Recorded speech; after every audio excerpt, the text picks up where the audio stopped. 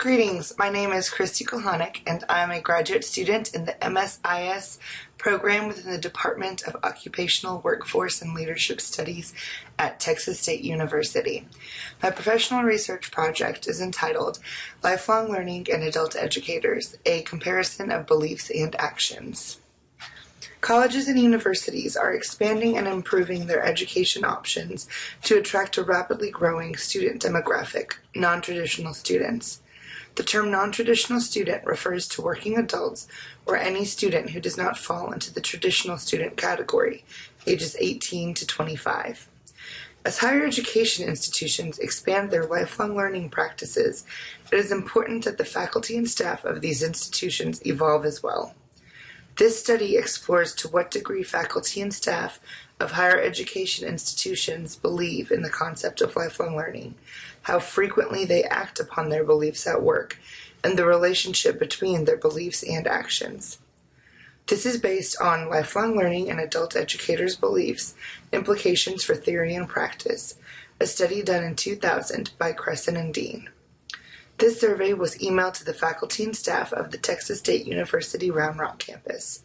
The results exhibited statistical differences between beliefs and actions for most of the concepts of lifelong learning. The lifelong learning concepts used in the study were originally developed by Kristy and Dean in 2000 and adjusted for the purposes of this study. There are 12 concepts total. 1. Adult students do not have the same learning style needs as traditional students, ages 18 to 25. 2. The whole person, including social, emotional, and spiritual aspects, should grow from the learning experience. 3.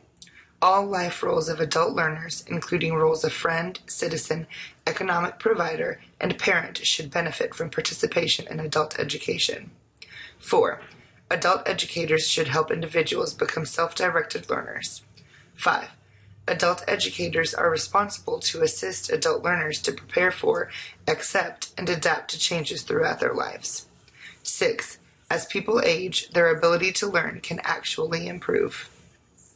7. Learning experiences should be flexible. 8. Adult educators should advocate for lifelong learning. 9. Learning opportunities should be open equally to all members of society. 10. Learning should be individualized. 11.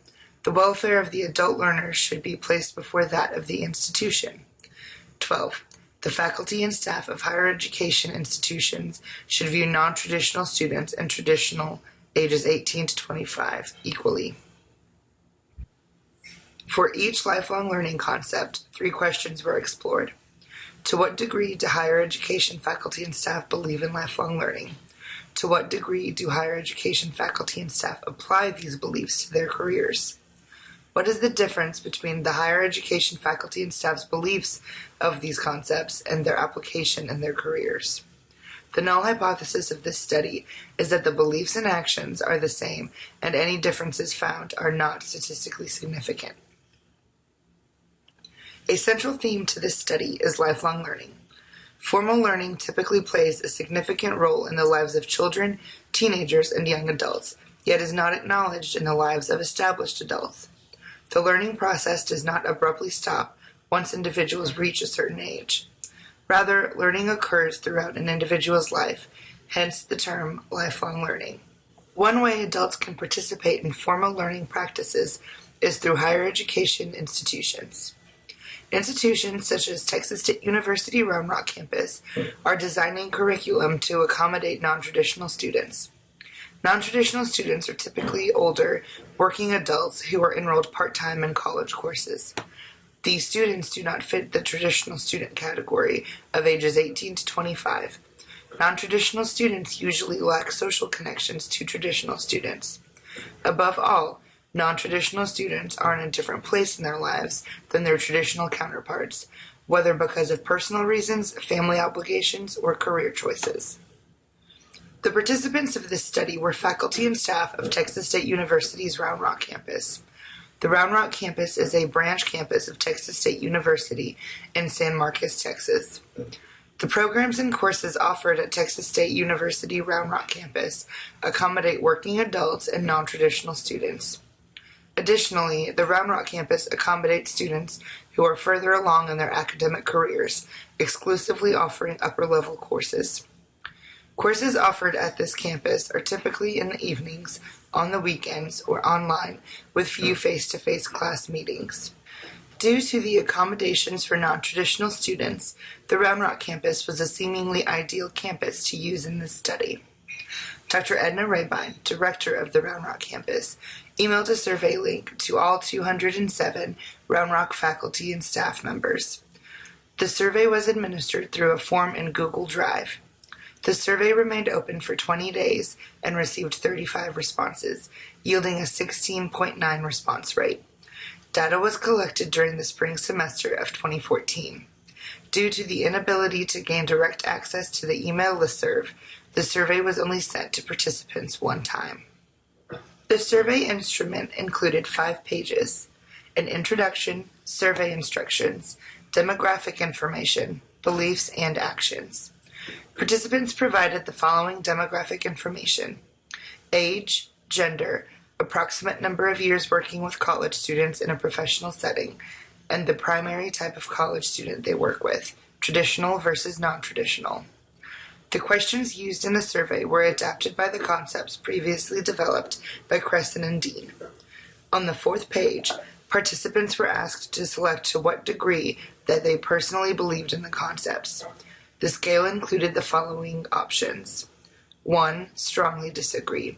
2. Somewhat disagree. 3. Neither agree nor disagree. 4. Somewhat agree. And 5. Strongly agree. On the last page of the survey, participants were asked to record how often they act upon the same concepts at work.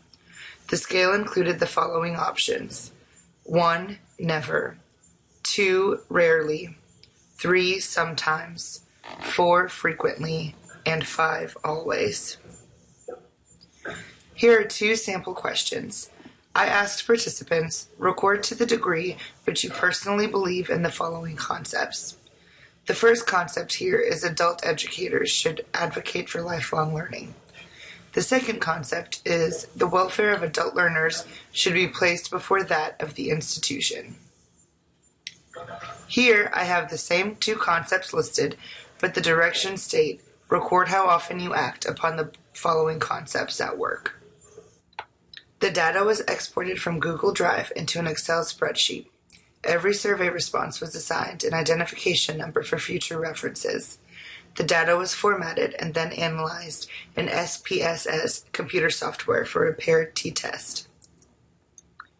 The average age of participants was between 45 and 64 years old. 62.9% of participants were female.